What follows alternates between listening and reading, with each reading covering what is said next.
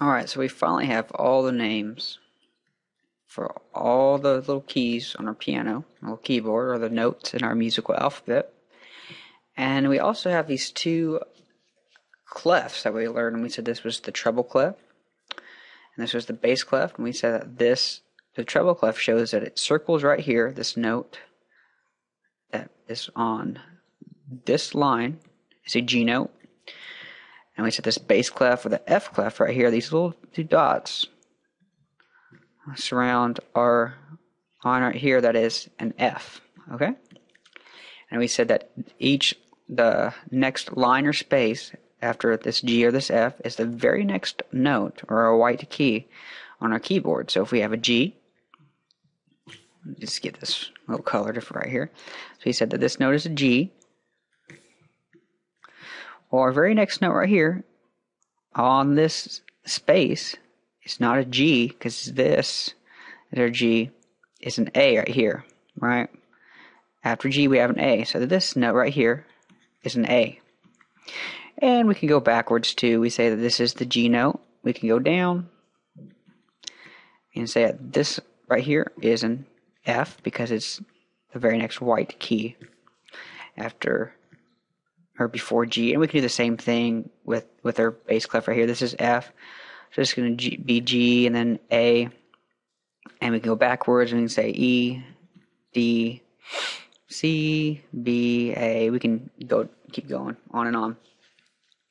And we can actually go above or below our staff right here. So if we went all the way up and named off all these notes, right here we have an F.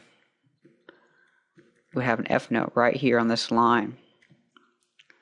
Well, we can actually keep going up.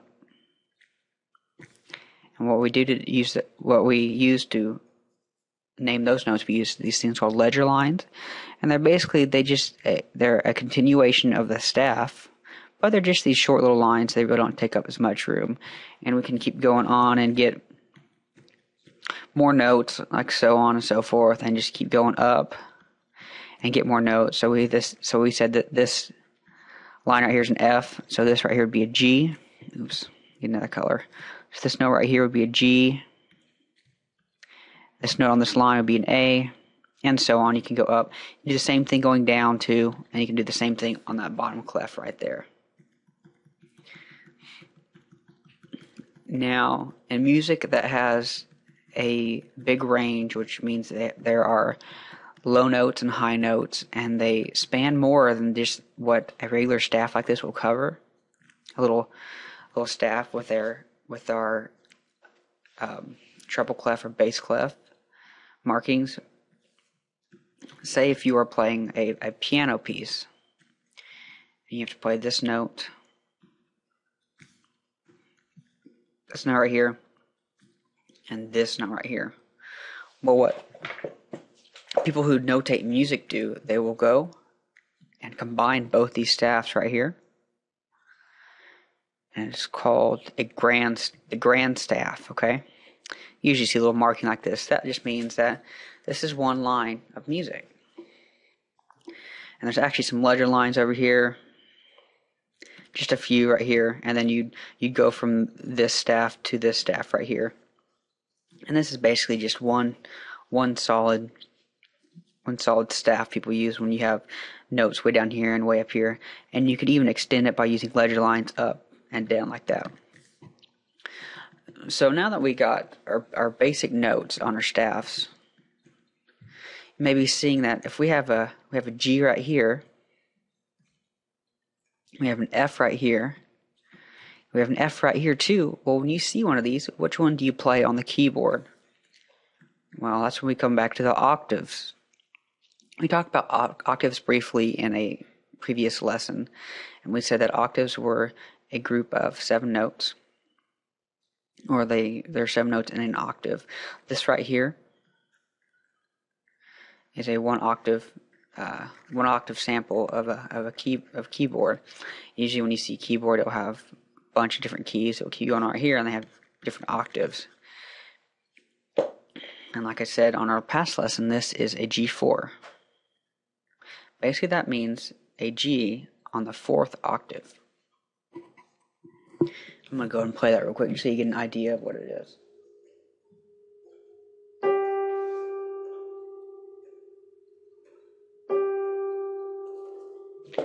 Now that is a G4. Now if there's a G up here, we'd play one octave above that. So we have our G4, which is right here. This note right here would be a G5. That is an octave up. See, they're both a G. We have our G3 or G4 and G5. And our middle C right here is, see here,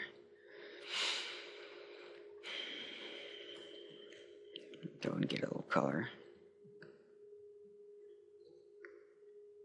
Middle C. Middle C is very important. It's middle C right here, and you might have heard that term before. And that C is this right here on the keyboard.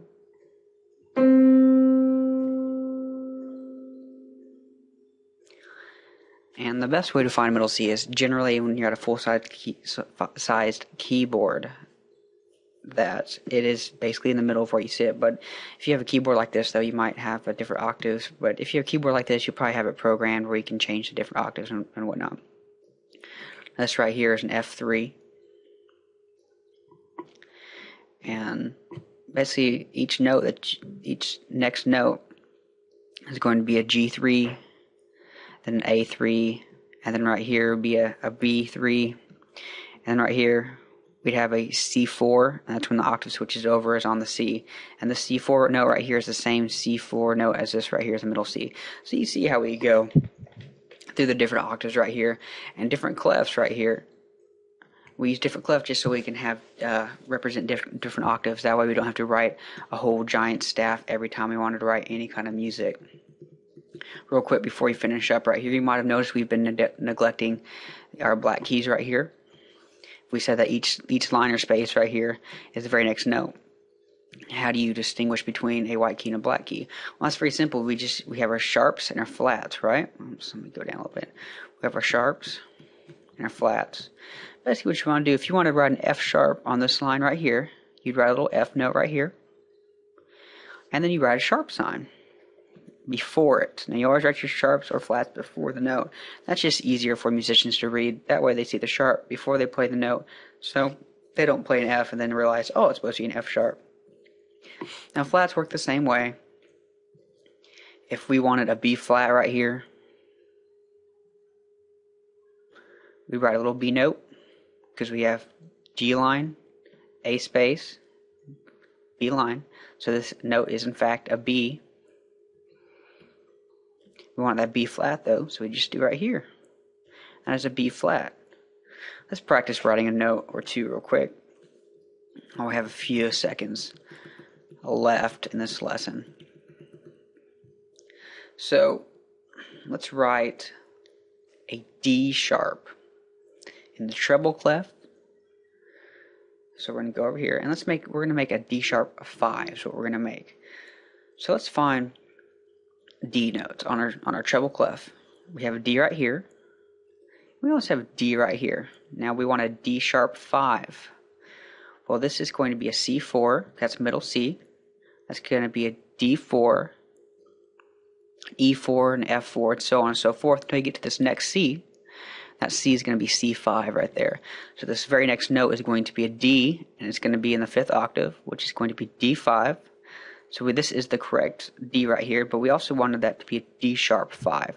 So all we have to do is write a little sharp sign right there, and that note is a D sharp 5. Now notice when you write it just out like this, like a D sharp, or write out the actual letter that the sharp or the flat comes after, and when it's actually in fact on the staff, that it comes before. And that's just how it's done. We'll get to note length on our very next episode.